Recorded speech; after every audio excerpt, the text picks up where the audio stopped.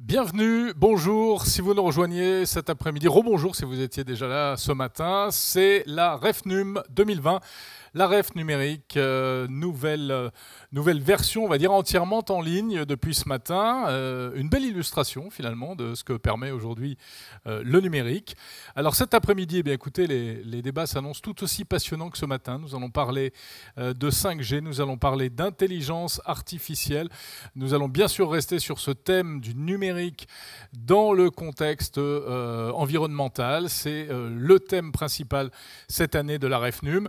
Mais tout d'abord, nous allons parler French Tech. Et oui, nous allons parler des technologies à la française, des technologies faites en France, de l'innovation en France avec cette table ronde qui s'intitule donc « Y a-t-il une French Touch dans la World Tech ?» Ce n'est pas évident à prononcer, mais c'est tout un programme, car en fait, pourquoi ce titre ? Eh bien parce que si la crise actuelle est facteur d'accélération de la transformation digitale, on l'a évoqué ce matin, le label Made in France peut peut-être en bénéficier face au quasi-monopole des États-Unis, de la Chine sur ce secteur. Comment se portent nos technologies françaises, notre souveraineté numérique? Nous allons voir cela à travers trois aspects, les points forts du Made in France, les points faibles, et puis surtout la manière d'améliorer tout cela. Alors je vous présente tout de suite nos participants. Nous allons accueillir dans un instant Audrey Chaillet, CEO de la société ETOH, ex-Vivavium, qui est une société de conseil et développement numérique pour la filière vin et spiritueux, membre du COMEX 40 du MEDEF. Philippe Corot, CEO de la société Miracle, une pépite dont on parle beaucoup en ce moment, qui fournit des outils de place de marché aux entreprises. Paola Fabiani, CEO de Wisecom et présidente du COMEX 40 du MEDEF. Et enfin Arnaud Ponce, délégué général du think tank Digital New Deal. Alors, nos invités sont-ils connectés ? Et oui, ils sont tous là. Bonjour messieurs, bonjour mesdames. On est ravis de vous accueillir. Bonjour, on est ravis de vous accueillir pour cette REFNUM 100% numérique. Alors, je le disais, je vous propose de... Écoutez, on va être très scolaire, hein, on va faire les points forts, les points faibles, et puis on essaiera de faire une synthèse. Les atouts de la French Tech, pour commencer, parce que c'est ça dont on veut absolument parler. On va peut-être commencer avec vous, Paola Fabiani. Mais avant de parler même des atouts de la French Tech, est-ce que vous pouvez nous situer un petit peu, nous repréciser ce qu'est le COMEX 40 ? Tout à fait. Donc, bonjour, merci de m'accueillir.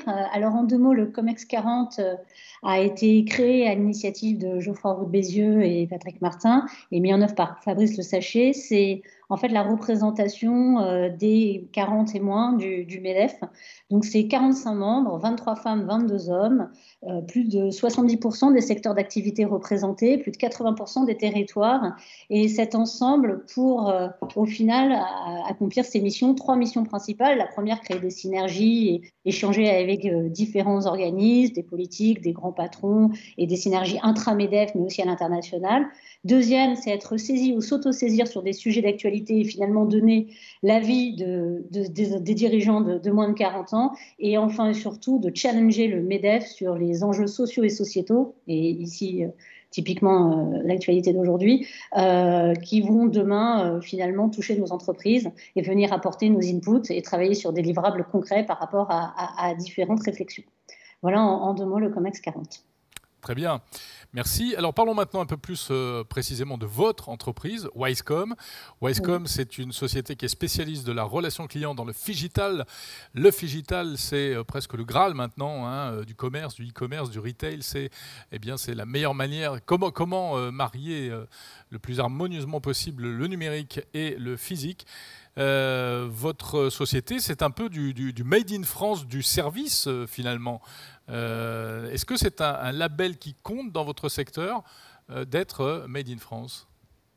Alors, oui, à plusieurs égards. Donc déjà, en deux mots, qu'est-ce qu'est Wisecom ? Wisecom, on s'est créé en 2005 en prenant le contre-pied du marché de la délocalisation des centres d'appel, notamment en Afrique, à Madagascar et autres. On s'est créé en plein cœur de Paris en essayant de prouver qu'on peut être compétitif en apportant plus de compétences, plus d'attractivité et une plus grande valeur ajoutée quand on est né en plein cœur en France et d'une grande ville comme Paris. Ça a été le modèle en 2005. Le modèle a fur et à mesure évolué.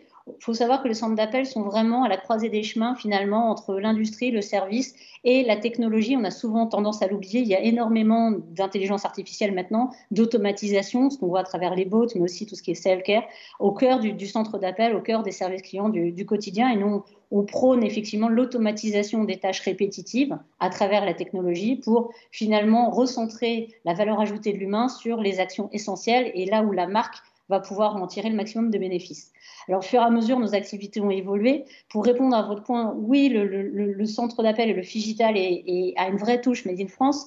Pour preuve, en fait, il faut savoir, et c'est peu connu, quand la France est leader mondial des centres de contact, puisqu'elle compte déjà le leader numéro 1 français Téléperformance, qui est maintenant entre CAC 40 récemment, mais elle compte aussi 3 entreprises qui font partie du top 5. Donc il y a une vraie touche française mondialement au niveau des centres d'appel.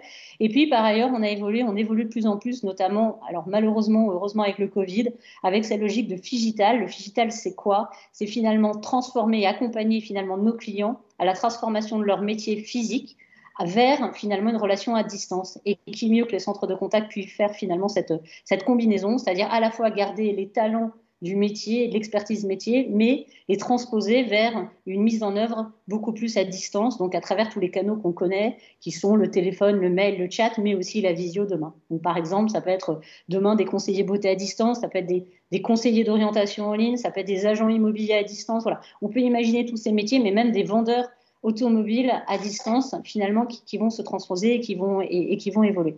Et effectivement, la France a une vraie mise en avant par rapport à ça. Je l'ai prouvé par rapport aux chiffres et par rapport au Made in France, mais aussi par rapport à son innovation, aussi bien technologique, mais au sens large aussi innovation dans les best practices, dans les méthodes d'approche, parce que finalement, on est sur à la fois quelque chose de très technique, technologique, mais aussi de très humain, puisqu'on voit et on voit la nécessité d'avoir du sens dans la relation et la nécessité finalement d'une personnalisation très importante.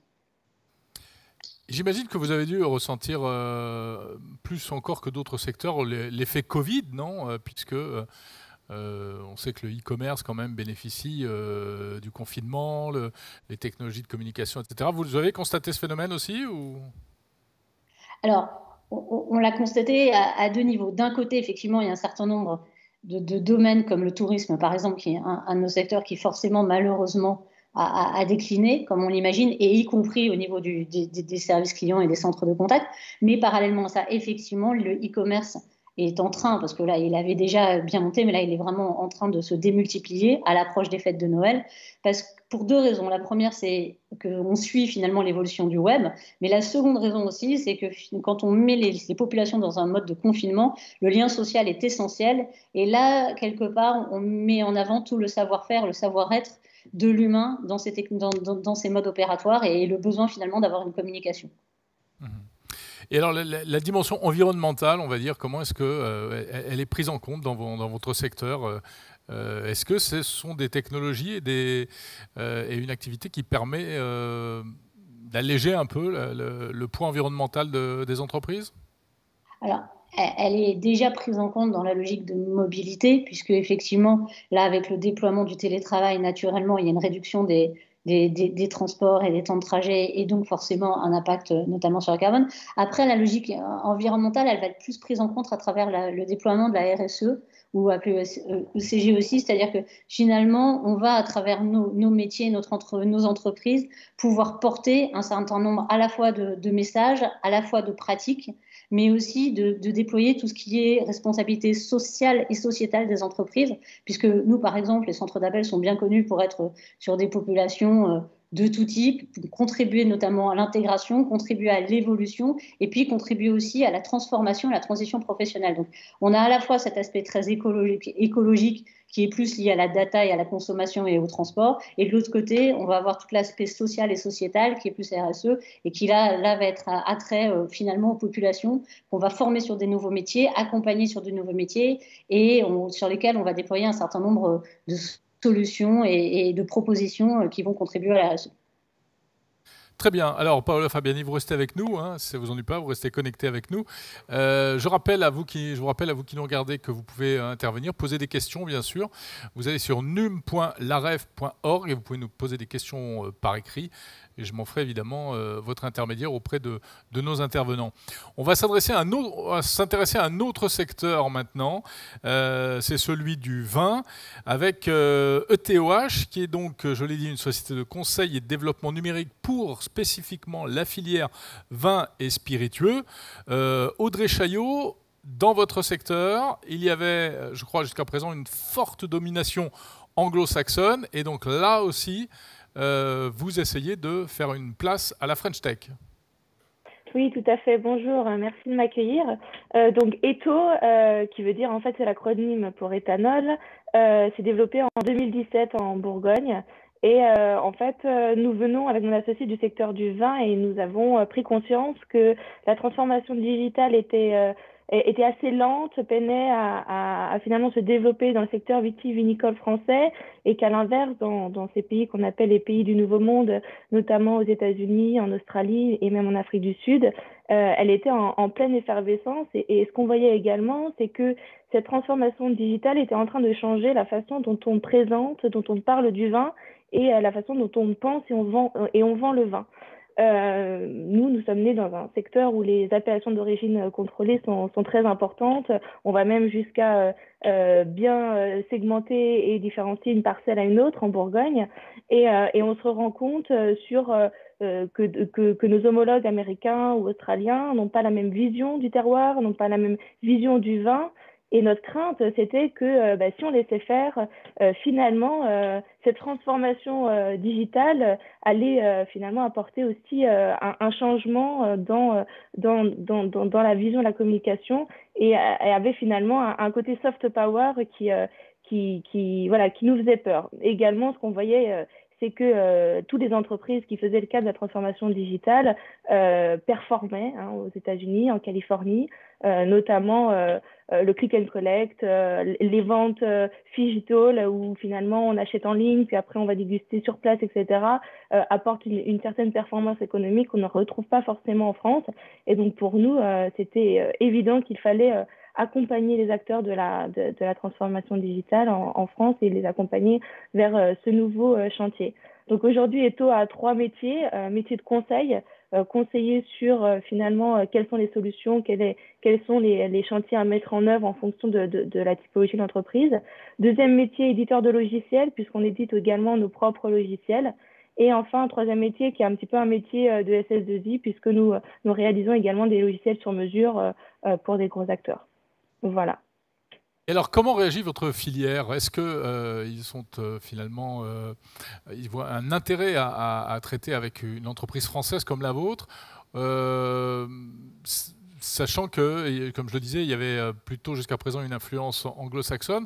Est-ce qu'on va faire confiance plutôt à une entreprise plus récente parce qu'elle est française, ou bien plutôt à une entreprise, même si elle est étrangère, parce qu'elle est plus ancienne et qu'elle a peut-être plus d'expérience, ou je ne sais pas?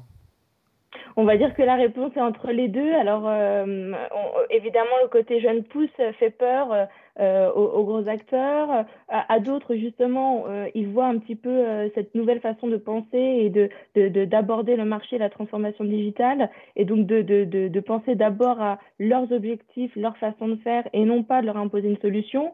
Également, il y a d'autres acteurs généralistes qui savent également apporter des solutions et qui sont français.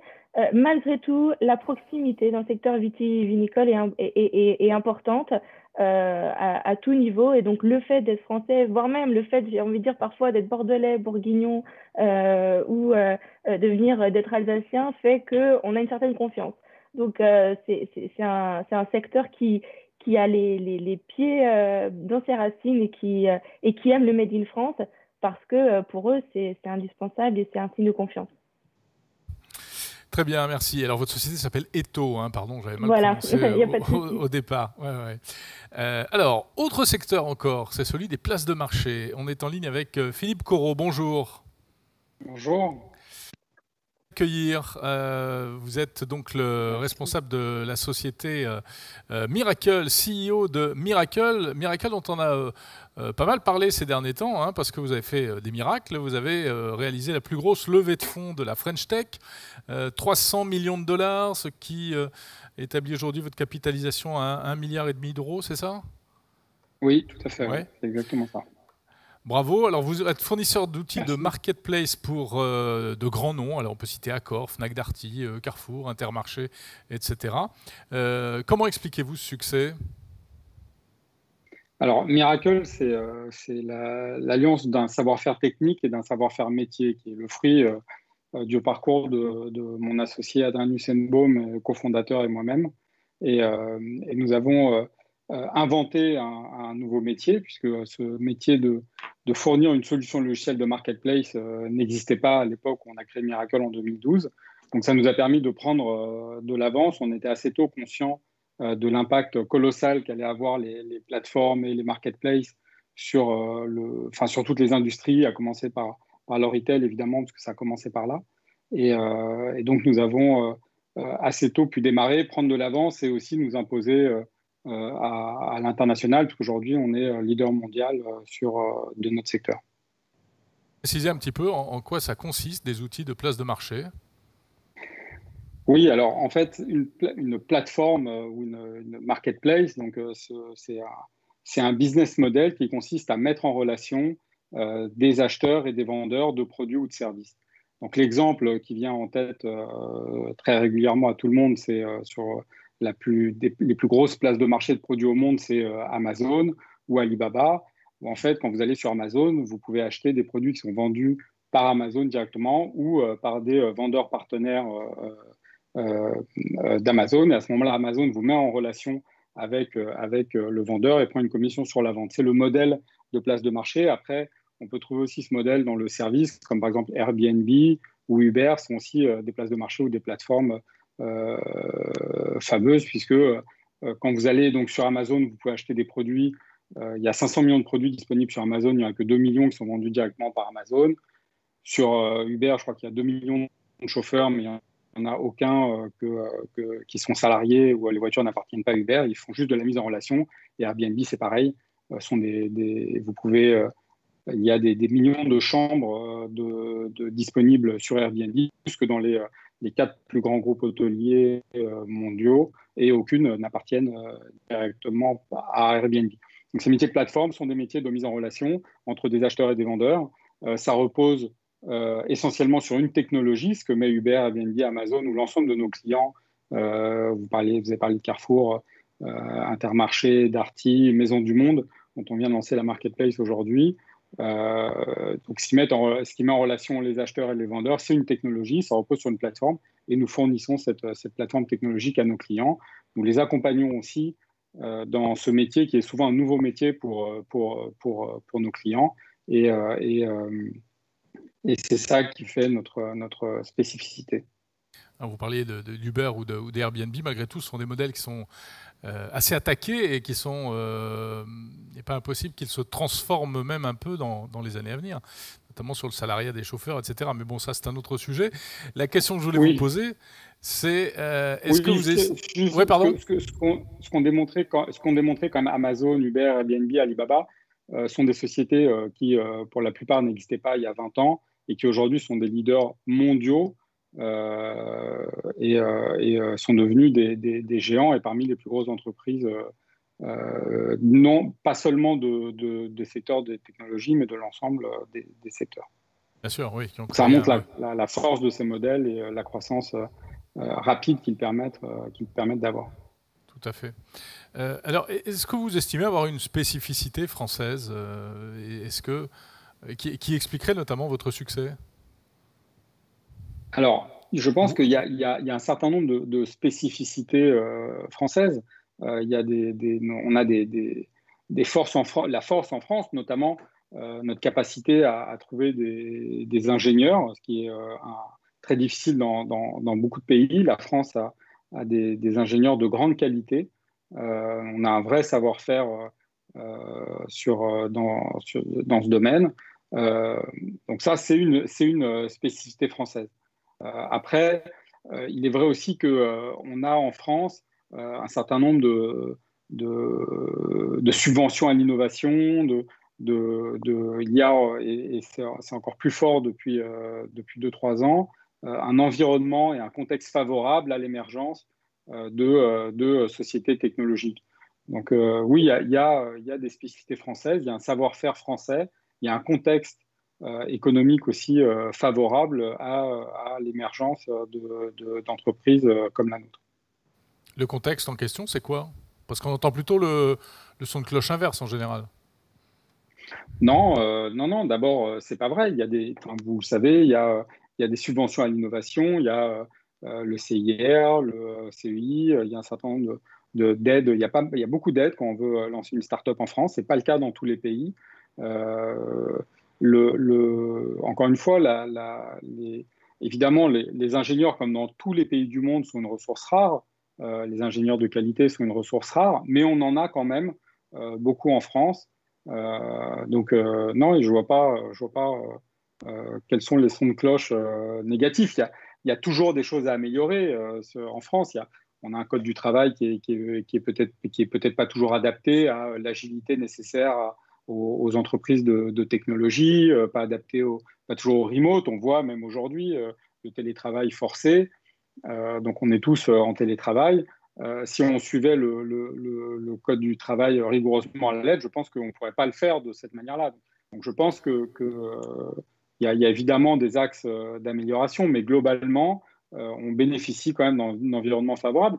Ce qui fait d'ailleurs, donc vous avez parlé des levées de fonds, de la valorisation, et les investisseurs, ils sont aussi, ils ont une vision, la plupart des investisseurs aujourd'hui ont une vision globale de ce qui se passe dans l'univers des technologies, pas uniquement en Europe ou en France, mais aussi en Asie, en Amérique. Et on a vu ces dernières années l'émergence d'un certain nombre de licornes. Bon, c'est un terme que j'aime pas beaucoup, mais qui parle à tout le monde. Donc, c'est des entreprises qui sont à forte valorisation et donc qui lèvent des fonds sur ces valorisations-là. Donc, c'est-à-dire que derrière, il y a des investisseurs qui font confiance à ces entreprises-là et qui investissent dans ces entreprises-là et qui croient en l'avenir de ces entreprises. Et donc, c'est aussi la démonstration d'un contexte favorable qui a été mis en place ces dernières années, notamment par le gouvernement. Très bien. Non, je faisais allusion peut-être aux difficultés de financement, mais on en reparlera tout à l'heure. Merci en tout cas pour cette parole positive et encourageante, Philippe Corot. Notre dernier intervenant qui est avec nous aujourd'hui, c'est Arnaud Ponce, délégué général du think tank Digital New Deal. Alors Arnaud Ponce, à votre tour, vous qui avez plus une vision, enfin une action d'observateur, hein, je crois. Quel regard portez-vous sur la French Tech? Et puis, est-ce qu'il y a parler des choses présentes, un effet Covid en matière de transformation numérique actuellement, selon vous? Alors, je vais répondre sur la dernière question en premier. L'effet Covid, il est évident pour tout le monde. Malheureusement, il n'est pas forcément au bénéfice de la French Tech, puisqu'on parle de ça, du marché français. Si on regarde, on prend un exemple concret qui est lorsque la première vague est arrivée, l'école à distance, on a fait un bond de 20 ans en quelques jours, c'est-à-dire que ça faisait des années qu'on disait qu'il fallait qu'on franchisse ce cap, l'éducation nationale puisse donner des cours en ligne. On l'a franchi, ça y est, ce cap. Malheureusement, on l'a fait avec des outils qui sont ceux que l'on connaît, hein, Zoom, Teams, YouTube, WhatsApp, j'arrête la liste. Donc ça veut dire qu'on a augmenté l'usage, mais on n'a malheureusement pas augmenté les fruits. C'est-à-dire que si on parle de souveraineté numérique, c'est encore des millions de données qui sont parties à Silicon Valley. Donc oui, il y a un effet Covid, mais qui a un effet de loup. La situation actuelle. Heureusement, je prends la parole après Philippe de Miracle, et donc on peut être optimiste. Mais je vais faire un mauvais jeu de mots, mais pour un miracle, combien de déceptions dans la French Tech? Donc c'est ça la situation actuelle. Et votre autre question, c'était, pardon? Eh bien, ce regard que vous portez sur la French Tech, alors de manière moins conjoncturelle, on va dire. Oui, du coup, j'ai un peu lié les deux. Moi, mon point, c'est que si on regarde un peu la situation actuelle économique, on a des fleurons français dans l'économie classique. Donc, je ne vais pas faire la liste. Le luxe, évidemment, l'aéronautique, le bancaire, le tourisme, etc., etc. On n'a pas les équivalents dans l'ère numérique. Donc, ce qui prouve bien, c'est une façon de vous répondre, qu'on est on va dire que le chemin qui reste à parcourir est malheureusement très grand. Ce que je remarque, c'est que des entreprises comme Miracle, qui sont vraiment des très bons exemples, Miracle, regardez, Philippe nous a très bien décrit son offre, c'est qu'ils sont partis d'une technologie, bien sûr, mais aussi d'une connaissance métier. Et c'est peut-être là le point le plus intéressant, c'est que puisqu'on a déjà des fleurons et des écosystèmes économiques qui sont très forts dans les secteurs que je viens de citer, eh bien, plutôt que d'attendre que des startups deviennent un nouveau GAFA, il faudrait peut-être se concentrer sur accompagner nos secteurs économiques déjà forts qu'elles fassent émerger des ETI, des grandes sociétés, des licornes, on appelle ça comme on veut, comme c'est le cas de Miracle. Et Miracle, c'est le cas, c'est sur une connaissance métier qui est le retail. On a des grands acteurs, Carrefour, pour ne citer que, est une entreprise internationale qui est en Asie, qu'en Amérique du Sud. Eh bien, qu'il y ait des acteurs innovants qui permettent de régénérer ces secteurs structurants dans notre économie, c'est une très bonne nouvelle et c'est porteur d'espoir. Très bien, parfait. Paola Fabiani, quel est votre avis là-dessus également, et notamment peut-être sur la question de la souveraineté numérique qui a été évoquée à l'instant. Oui, on se développe, mais on reste quand même encore très très très dépendant d'outils qui ne viennent pas de chez nous. Ah, on ne vous entend plus. Est-ce que votre micro est allumé ? Mais bon, pardon, excusez-moi. Ouais, voilà. Et avant de répondre à la question sur la souveraineté, que je tiens particulièrement, effectivement, je donnerai juste mon point de vue peut-être plus global sur la French Touch.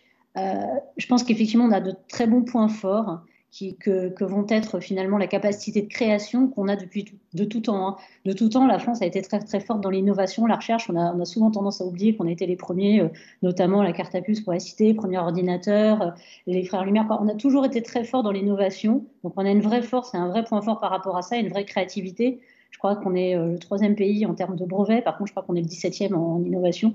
Voilà, il y a une grosse force en présence là-dessus, qui est française. Par contre, par ailleurs, je pense qu'en point faible, on a un certain nombre. Je pense que pour revenir sur l'investissement, oui, il y a pas mal de choses qui sont faites, mais il y a moins d'investissement que certains pays. Par exemple, je n'ai pas cité la Corée, qui met 80% de son PIB, je crois, dans l'investissement et dans l'innovation. Il y a des structures qui émergent de plus en plus, et ça, c'est positif, mais je pense qu'on peut aller plus loin, et on peut aussi aller plus loin dans les tickets qui sont mis dans notamment les startups, parce qu'il y a un gros sujet quand même sur les tickets moyens qui sont mis, la France versus, je ne citerai pas certains pays, notamment les États-Unis ou autres. Après, je pense aussi qu'il y a un rapport aussi qui a un point faible, qui est le rapport à l'échec et le droit à l'échec, parce que si on veut beaucoup d'innovation, et si on veut beaucoup d'innovation dans la tech au sens large, il faut peut-être alléger ce rapport à l'échec, parce que c'est très, très démotivant. Et en France, on ne valorise pas du tout l'expertise qu'elle a donné lieu à un échec. Alors, il y a d'autres pays qui le promotionnent. Et je pense qu'il y a un cercle vertueux à ce niveau-là qui n'est pas uniquement dans la manière de penser, mais aussi législative, qui pourrait être appuyé. Et puis, enfin, j'en viens effectivement à la souveraineté. Alors, il y a aussi la place du service en France, c'est-à-dire on a beaucoup parlé du Made in France, de la fabrication Made in France industrielle, mais on a peu parlé du Made in France du service. C'est un peu le sujet de la conférence là, mais ce n'est pas quelque chose qui a été mis au centre des débats et de façon très, très active. Je pense que ce serait vraiment un point, parce que le service au sens large est une source d'emploi, est une source de pouvoir d'achat, est un point essentiel de l'économie maintenant. Et on est tous là pour en témoigner, et je pense qu'on peut plus le contourner. Et enfin, effectivement, sur la souveraineté, alors moi, sur la souveraineté, c'est que quand on sait que je crois que 70% des données des sociétés du CAC 40 sont hébergées chez Amazon, quand on sait que le big data est crucial et finalement, quelque part, l'économie d'influence de demain, si ce n'est pas déjà d'aujourd'hui, je pense qu'effectivement, on a des vraies questions à se poser sur notre souveraineté, et il est vital qu'on pense la souveraineté, mais pas uniquement la souveraineté à la française, mais la souveraineté européenne. Il y a un moment où la puissance européenne doit s'affirmer et doit créer un réel protocole par rapport à ça. Voilà mon point. Très bien, merci beaucoup. Qui veut réagir ? Philippe Corot ? Oui, alors j'entends, hein, c'est vrai que tout ce qu'on fait en France n'est pas parfait, mais moi je trouve que tout va quand même dans le bon sens. L'augmentation des montants des investissements dans les entreprises françaises est assez significative pendant ces dernières années. L'investissement global qui est fait dans les entreprises de technologie, c'est assez fort. On le voit même déjà dans le plan de relance numérique du gouvernement qui qui investit 7 milliards d'euros dedans, c'est quand même important. On peut pas se comparer à Singapour. Singapour, c'est un pays, il y a 6 millions d'habitants, il y a peu de ressources naturelles, il y a des arbitrages qui sont faits, c'est normal. En France, on a quand même beaucoup d'industries qui sont des industries, certes des industries anciennes qui ont besoin de se transformer, mais qui existent encore aujourd'hui et dans lesquelles on doit aussi continuer à développer ou en tout cas aider dans la transformation. Donc on ne peut pas non plus tout miser là-dessus. Après, c'est pareil, tout à l'heure, Arnaud disait il y a quelques boîtes qui réussissent, entre guillemets. Bon, la réussite, c'est toujours un peu difficile à définir pour les boîtes, mais il y a quelques boîtes qui réussissent, d'autres beaucoup qui se plantent. Mais ça, c'est pas vrai que dans le numérique, c'est vrai dans tous les domaines et c'est vrai dans tous les pays. C'est vrai que la création d'entreprise, c'est quelque chose qui est pas facile. Je sais pas, je crois qu'il y a des stats qui disent qu'il y a 90% des boîtes qui disparaissent avant leur 5e année. Enfin, c'est des stats qui sont assez importantes, mais ça, c'est vrai. C'est vrai dans tous les secteurs. Donc, je pense que le droit à l'échec, il existe quand même. Il existe quand même en France. Non, moi, mon sentiment, encore une fois, c'est que je pense qu'il faut être optimiste, qu'on est dans une période qui est extrêmement compliquée, qui est celle du Covid, qui est une période qui n'a pas eu, enfin, il n'y a pas eu d'équivalent dans l'histoire, et j'espère qu'il n'y en aura pas d'autres, et j'espère qu'on va s'en sortir rapidement. Mais au-delà de ça, je pense qu'il faut quand même rester optimiste, se dire qu'on a beaucoup d'atouts en France et qu'on arrive quand même bien à les valoriser, qu'on arrive quand même à l'heure actuelle à aller dans le bon sens, que les investissements sont quand même forts dans le numérique, dans les nouvelles technologies. Après, vous parliez d'intelligence artificielle, c'est vrai, je suis d'accord. On parle de souveraineté pour les données, pour les datas des groupes du CAC 40 qui sont hébergés chez Amazon. Aujourd'hui, c'est vrai qu'il y a peu de boîtes en France ou en Europe qui sont capables d'investir ce que Amazon ou Google sont capables d'investir dans leur technologie cloud. Et c'est vrai pour l'intelligence artificielle. Regardez, je crois que l'investissement autour de l'intelligence artificielle d'Alibaba et d'Amazon, c'est 15 milliards chacun. Juste sur 2 boîtes, il y a 30 milliards, donc 15 milliards en Chine, 15 milliards en France. C'est vrai que de ce côté-là, il y a probablement des efforts à faire sur la législation, donc sur un travail commun en Europe pour développer des nouvelles technologies. Il y a un travail à faire.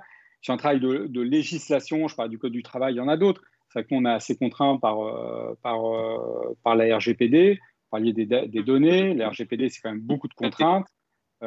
En Chine, ils n'ont pas ce problème-là. Aux États-Unis, ils n'ont pas ce problème-là. En gros, en Chine, il y a la CCTV. Aux États-Unis, il y a les GAFA et nous, on a la RGPD. Bon, c'est sûr qu'il faut aussi que de ce côté-là, la législation se mette en place pour qu'on puisse aller se battre à armes égales contre les Américains et les Chinois. Mais on a la possibilité de le faire, on a les atouts pour le faire, et je pense que ça va dans le bon sens. Maintenant, là où je suis d'accord avec les deux autres intervenants, c'est qu'il va quand même falloir, c'est que c'est un monde qui va très vite, il va quand même falloir aller assez vite si on ne va pas se retrouver la dernière roue du carrosse dans 10 ans. Mmh. Pour l'intelligence artificielle, j'étais en train de regarder, effectivement, vous citiez 15 milliards pour les Amazon, je crois que vous avez cité, et puis oui, Amazon et Alibaba. Ouais. Bon, voilà, nous, c'est 1,5 milliard pour le budget public français. Mais ça, c'est le budget public. Effectivement, on est à côté de ça. Le premier investisseur dans les startups d'IA et dans les entreprises d'IA. Donc, il y a le verre à moitié plein, le verre à moitié vide. Peut-être un mot, Audrey Chaillet, puis ensuite Arnaud Ponce. Audrey Chaillet, alors il y a beaucoup de thèmes sur la table. Il y a souveraineté numérique, le RGPD, et puis les difficultés éventuelles qu'on a en France, qu'on n'a peut-être pas ailleurs. Qu'est-ce que vous en pensez ? Alors justement, moi, le RGPD, je trouve ça plutôt une opportunité qu'une contrainte. Évidemment, il y a des contraintes, mais une opportunité, c'est-à-dire qu'on a quand même poussé les GAFA à se poser la question où héberger leurs données, et beaucoup, finalement, ont pris des serveurs dans l'Union européenne pour héberger dans l'Union européenne, Et donc aujourd'hui, par exemple, nous, on travaille avec des technologies Google et on peut choisir d'héberger les données dans des serveurs de l'Union européenne. Donc je trouve ça très bien pour justement repositionner la question, peut-être aussi prendre conscience que l'hébergement des données, c'est-à-dire où sont finalement situées nos données, c'est important. Au moins se poser la question. Après, on peut évidemment choisir, mais je trouve que le RGPD a apporté, avec son lot de contraintes, aussi des opportunités, et notamment de pouvoir un petit peu reprendre la main mise sur nos données personnelles. Et également, moi, je trouve que ça permet vis-à-vis du consommateur quand même de le replacer au centre de la relation commerciale. Donc peut-être que Paola pourra rebondir là-dessus. Donc en tout cas, moi je trouve que ça posait de bonnes questions et justement ça a permis pour moi de renforcer la souveraineté. Après, il est essentiel. Pardon, Audrey Chaillet, excusez-moi, je vous interromps. Est-ce que ça agit par exemple pour vous comme un label de qualité, comme l'annonçait le gouvernement au moment où ça a été implémenté en France, le RGPD ? Alors pour nous, c'est clairement un argument, j'ai envie de dire, de marque, un argument commercial, c'est-à-dire que nous, tous nos développeurs et toute notre équipe a été formée au RGPD et sensibilisée. On développe ce qu'on appelle du legal by design, c'est-à-dire qu'on dessine nos logiciels sur mesure en fonction de cette problématique-là. On cloisonne les données personnelles. Également, on permet aussi d'ajouter des modules dans les logiciels pour faciliter la conformité au RGPD, des choses toutes simples, mais quand on est censé normalement permettre la suppression des données personnelles sur demande, la transférabilité, d'un point de vue pragmatique, c'est pas toujours évident. Quand on ne sait pas où sont hébergées nos données, quand on en a sur des fichiers Excel ou ailleurs, c'est pas évident. Donc nous, d'un point de vue très pratique, c'est quelque chose, en tout cas, on l'utilise comme un argument commercial et comme un argument de différenciation par rapport à d'autres logiciels du marché. Donc ça, voilà, nous en tout cas, c'était quelque chose qu'on a essayé de prendre comme une opportunité. Donc voilà, après c'est sûr qu'on fait beaucoup d'évangélisation parce qu'on ne va pas se le cacher, nous on travaille beaucoup avec des TPE, PME. Le RGPD, pour l'instant, c'est pas, on va dire que c'est pas la priorité, voire même il n'y a pas encore eu vraiment de prise de conscience de l'impact. Je pense que la CNIL, dans les années à venir, va faire sortir des dossiers qui feront que sans doute on va se rendre compte du risque pris, mais pour l'instant, au niveau des TPE, PME, j'ai envie de dire c'est pas la priorité première. Mais on commence quand même à prendre conscience. Et justement, pour rebondir sur ces TPE-PME, parce que j'en suis une de TPE et je travaille beaucoup avec des TPE-PME, en effet, ça va dans le bon sens. Mais ce qui est dommage, c'est que c'est le Covid qui a poussé ces TPE-PME à prendre conscience qu'il y avait peut-être une urgence à franchir le cap de la transition digitale. Et c'est peut-être un peu dommage que ce soit par la contrainte. Donc j'ai envie de dire qu'il faut quand même se rendre compte que c'est transversal, que c'est une opportunité. Également, il y a un aspect, on va dire les premiers qui prendront le chemin de la transition digitale vont quand même prendre une longueur d'avance qui sera difficile à rattraper. Donc c'est pour ça que j'invite tous mes clients à au moins commencer un petit peu à se mettre sur des outils type Microsoft Teams, à essayer de passer sur le cloud, parce que nous on a des infrastructures qui sont très obsolètes au niveau de la filière vin. Et là, on est confronté à des problématiques très pratiques, notamment on va parler problématiques, on parle de la 5G, mais dans les zones viticoles, dans les campagnes, on n'a même pas la 3G. Et là, on voit que finalement, faire des visios avec de la caméra dans des zones où la 3G passe pas, où c'est très compliqué d'avoir la fibre, on revient finalement à un point, on va dire, des années en arrière. Et ça, c'est une problématique quand même. C'est un point qui, pour moi, est important et qui est encore un point faible. C'est la question des infrastructures. Quand on a enlevé finalement les grosses métropoles, dans les autres régions, que se passe-t-il ?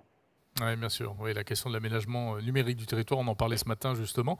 Il nous reste quelques minutes. On a quelques questions, notamment une question, je vous la livre.